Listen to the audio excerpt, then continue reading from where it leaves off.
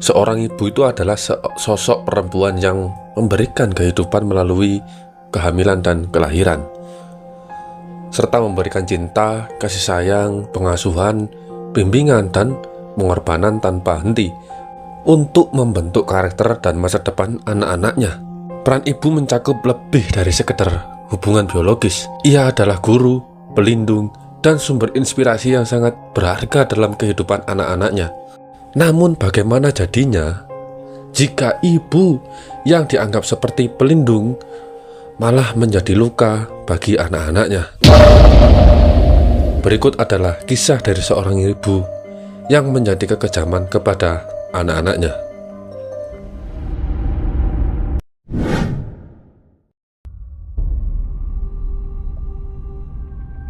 Kisah ini berawal dari seorang wanita bernama Diane Downs. Diane Downs lahir dengan nama Elizabeth Diane Frederickson pada 7 Agustus 1955 dari pasangan Willa Dane dan Wesley Lyndon Fredrickson. Di masa dewasanya, Downs berbicara sangat negatif tentang ayahnya. Dia mengkritik disiplinnya dan pengaruh terhadap ibunya. Si Downs ini bilang dia menghabiskan terlalu banyak waktu dengan ibu saya, dan ibu saya tidak menghabiskan waktu dengan saya. Downs telah bersaksi bahwa ayahnya dulu melakukan pelecehan seksual terhadapnya ketika dia masih kecil, dan kedua orang tuanya menyangkal bahwa tindakan semacam itu gak pernah terjadi. Downs berasal dari keluarga dengan nilai-nilai konservatif yang ketat, dan orang tuanya melarangnya mengenakan pakaian modis atau riasan yang membuatnya sering menjadi sasaran pembulian. Namun setelah usia 14 tahun, ia menjadi lebih memberontak. Ia lulus dari Moon Valley High School di Phoenix, tempat ia bertemu calon suaminya, Steve Downs. Meskipun orang tuanya tidak setuju, Downs melanjutkan hubungan mereka. Setelah SMA, ia mendaftar di Pacific Coast Baptist Bible College di Orange, California, tetapi dikeluarkan setelah 1 tahun karena perilaku promiscuous dan kembali ke rumah orang tuanya di Arizona. Perilaku promiscuous itu kayak pergaulan bebas. Pada tanggal 13 November tahun 1973, Downs akhirnya menikah dengan Steve.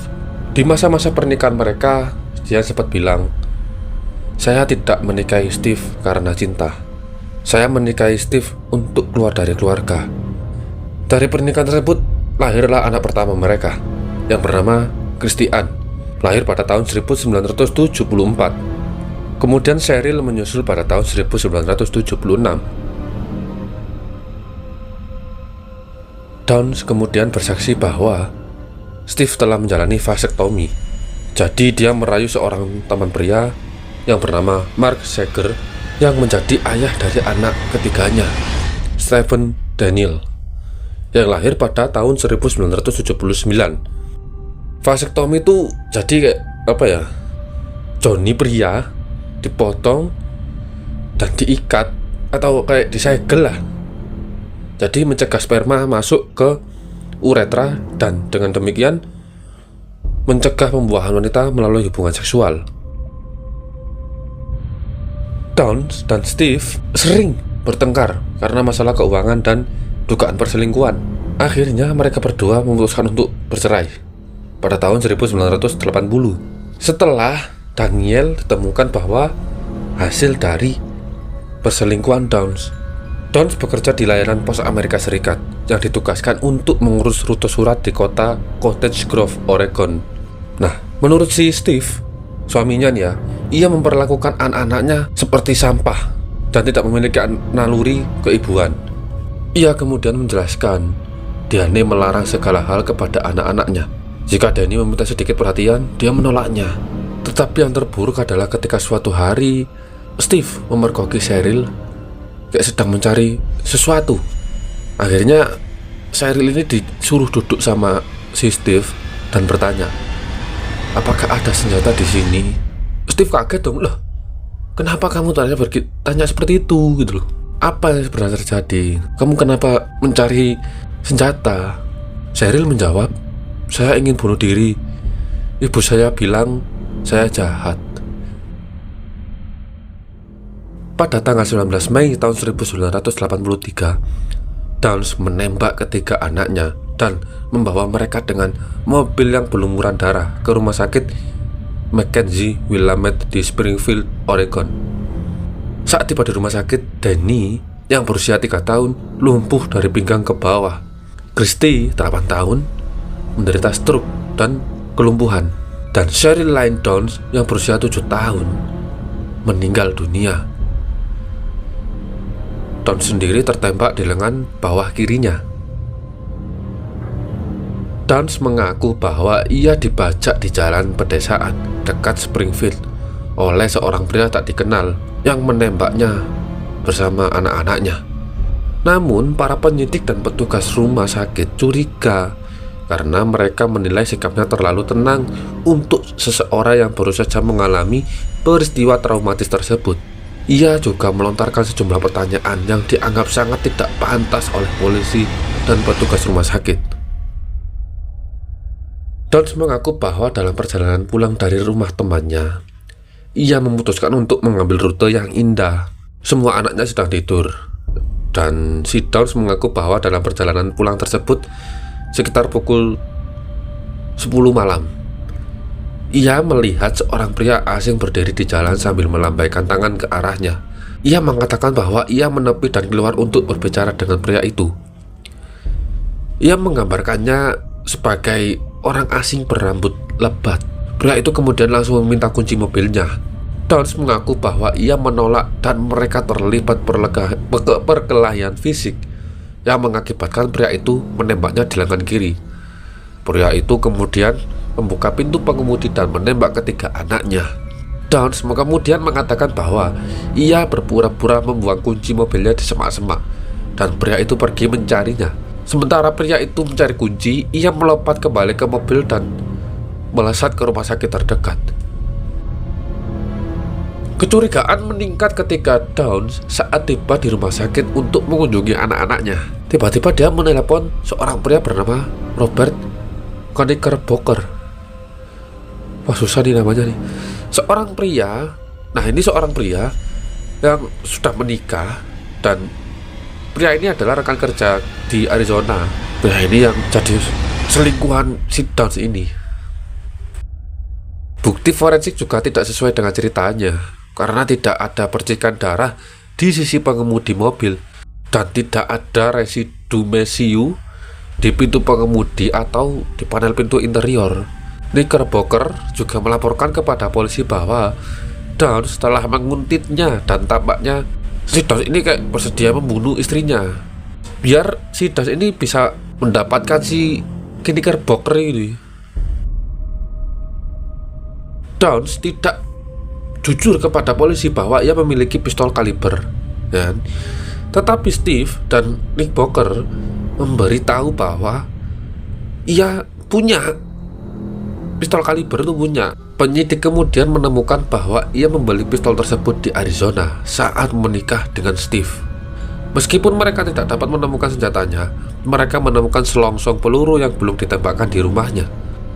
Para saksi melihat mobilnya si Downs ini dikendarai sangat lambat saat menuju rumah sakit dengan perkiraan kecepatan 8-11 km per jam. Klaimnya bahwa ia berkendara ke rumah sakit dengan kecepatan tinggi, padahal hasilnya ya kalem banget gitu loh.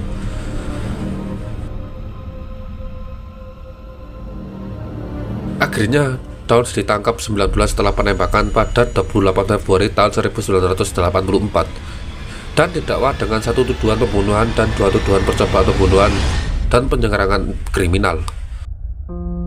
Jaksa berargumen bahwa Downs menembak anak-anaknya agar terbebas dari mereka, sehingga ia dapat melanjutkan perselingkuhannya dengan Knickerbocker. Ini cewek udah stres, anjing. Ia mengklaim bahwa ia tidak menginginkan anak dalam hidupnya. Ada kesaksian oleh psikiater jaksa yang mendiagnosis Downs sebagai narsis, histrionik, dan antisosial. Kualitas-kualitas ini berarti bahwa Downs juga cocok dengan profil psikopati histeria ganas. Dinyatakan dalam kesaksian ini bahwa ia tidak menunjukkan penyesalan. Ia menganggap anak-anaknya tanpa empati dan sebagai objek atau harta benda. Wah, goblok nih orang. Christy, anaknya yang telah pulih, menggambarkan bahwa ibunya menembak ketiga anaknya saat parkir di pinggir jalan dan kemudian menembak dirinya sendiri di lengan. Dan dinyatakan bersalah atas semua tuduhan pada 17 Juni tahun 1984 dan dijatuhi hukuman penjara seumur hidup ditambah 50 tahun. Ia diharuskan menjalani hukuman 25 tahun sebelum dipertimbangkan untuk pembebasan bersyarat. Hukuman yang dijatuhkan kepada Downs berarti ia tidak dapat dipertimbangkan untuk mendapatkan pembebasan bersyarat hingga tahun 2009. Downs menegaskan kembali bahwa dia tuh gak salah gitu loh. Bersikeras kayak, gua ini gak salah, gua ini dibajak, gua ini dibajak sama seorang pria. Jadi dia bilang ke jaksa itu kayak ngarang, selalu ngarang. Kalau ditanyain tuh pelakunya siapa, kayak gimana. Jadi dia bilang kayak ada yang ngomong orang asing berambut lebat, ada pria bertopeng seki, ada yang pria pengedar narkoba. Yang bener yang mana? Katanya yang pria berambut lebat, sekarang bertopeng seki, terus pengedar narkoba. Plin-plan nih cewek. Kedua anaknya Downs yang masih hidup akhirnya tinggal bersama jaksa Fred Hugi. Ia dan istrinya Joanne mengadopsi mereka pada tahun 1986. Christy Downs, anak pertama Downs, menderita gangguan bicara. Ia akhirnya memiliki seorang putra dan seorang putri yang ia beri nama Cheryl untuk mengenang mendiang saudara perempuannya. Si Downs awalnya dipenjara di Oregon Women's Correctional Center di Salem pada tanggal 11 Juli tahun 1987. Downs melarikan diri dari selnya dengan memanjat pagar kawat berduri setinggi 18 kaki atau sekitar 5,5 meter lah. Selama 10 hari Downs berhasil tuh melarikan diri sampai ada perburuan di 14 negara bagian. Wah, cewek. Dia menerima hukuman tambahan 5 tahun sebab ya melarikan diri. Setelah penangkapannya, Downs dipindahkan ke fasilitas permasyarakatan Clinton untuk wanita di Departemen Permasyarakatan New Jersey. Pada tahun 1994, setelah menjalani hukuman 10 tahun, Downs dipindahkan ke Departemen Permasyarakatan dan Rehabilitasi California.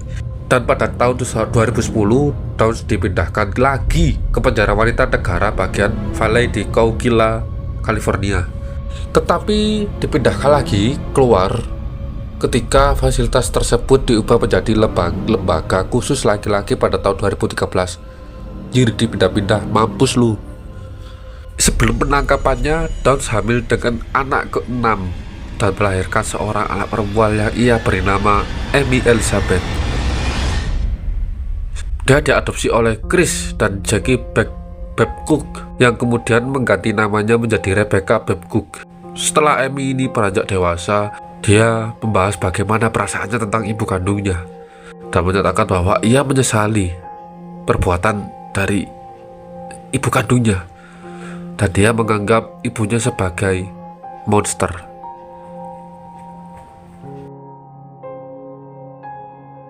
Saking parahnya nih kasus, bahkan sampai dibuat film yang berjudul Small Sacrifices yang dirilis pada tahun 1989.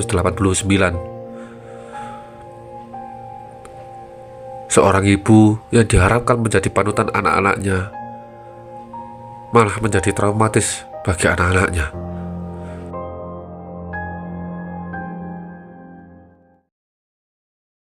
Itulah kasus dari Diane Downs yang menjadi monster bagi anak-anaknya.